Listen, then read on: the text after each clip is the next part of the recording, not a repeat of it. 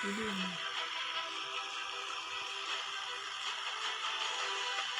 bisa ulang.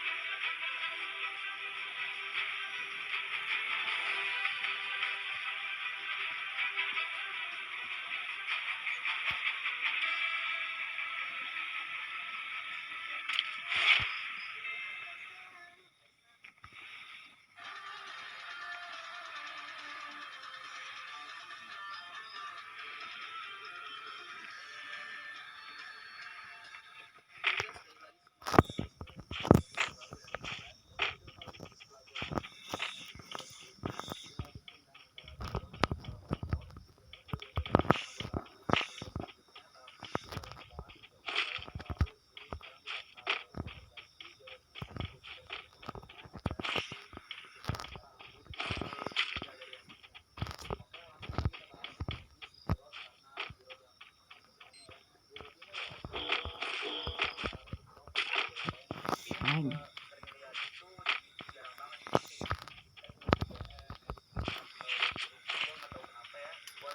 Kalian mau pasangkan asbes as ulah ngadek kita nuburum tadi ulah ketangga.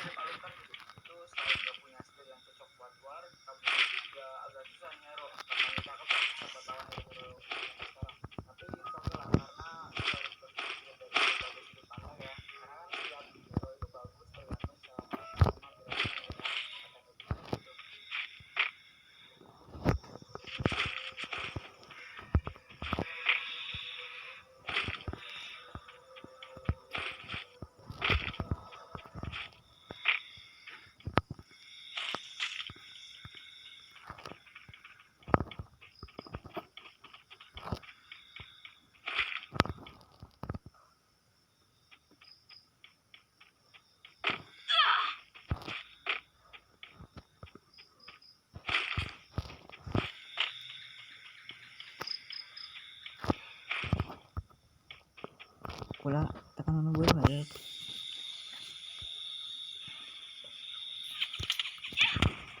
Oh sudah.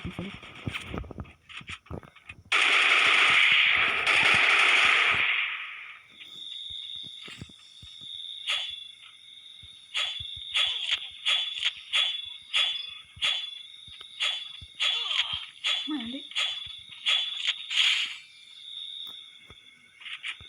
Apa dia?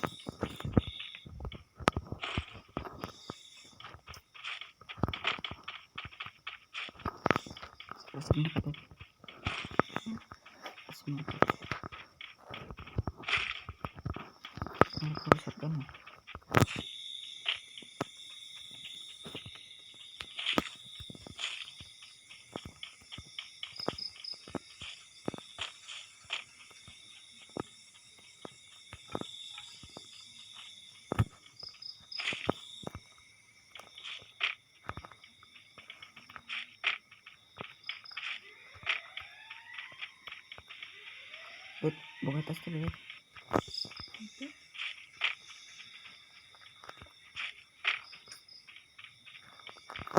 buka tasnya.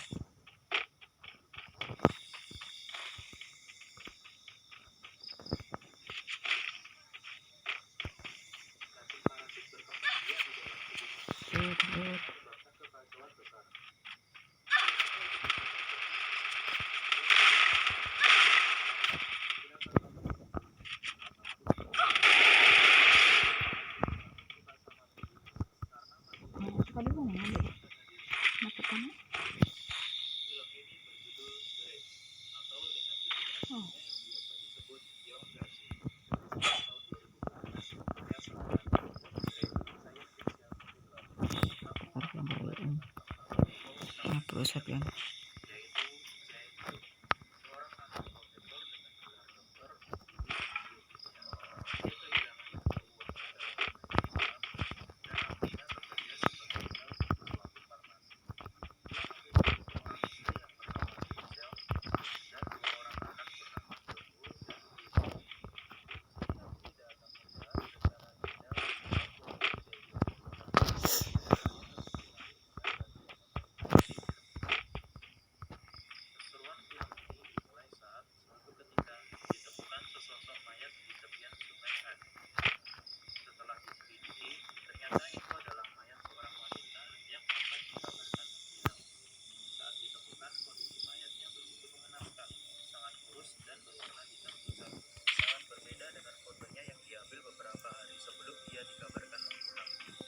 Kasus ini pun akhirnya ditangani oleh Jaipil, adik dari Jaipil, yang berprofesi sebagai detektif.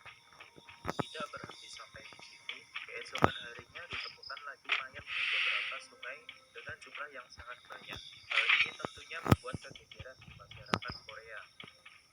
Jaipil yang juga menangani kasus tersebut mendatangi hilir sungai Han, yaitu tempat pertama kalinya ditemukan mayat, untuk mencari informasi. Dia mengira ada pencemaran di sungai tersebut. Namun pengelola sungai mengungkapkan bahwa tidak ada yang janggal dengan lokasi sekitar.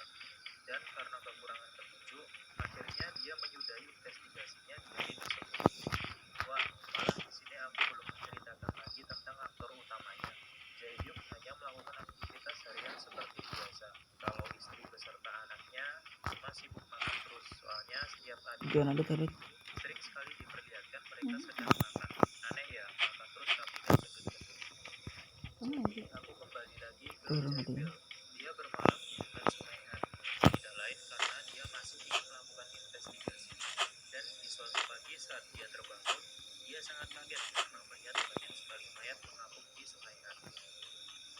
Setelah itu dia mendapatkan telepon dari rekannya yang menginfokan bahwa air di sungai Han dinyatakan sangat bersih dan tidak tercemar apapun. Hal ini membuat Jaipil sangat kebingungan. Lantas apa yang menjadi penyebab kematian orang-orang tersebut? Padat. Melainkan juga terjadi di semua tempat yang berbeda. Sampai suatu ketika ditemukan sesosok mayat di sebuah bak mandi dan ditemukan juga banyak cacing yang sedang berenang di bak mandi. Sedikit ya. Akhirnya cacing tersebut dibawa ke Badan Kesehatan Nasional Korea untuk diselidiki. Profesor mengungkapkan bahwa cacing itu bernama Yonasi. Kalian mungkin pernah melihat apa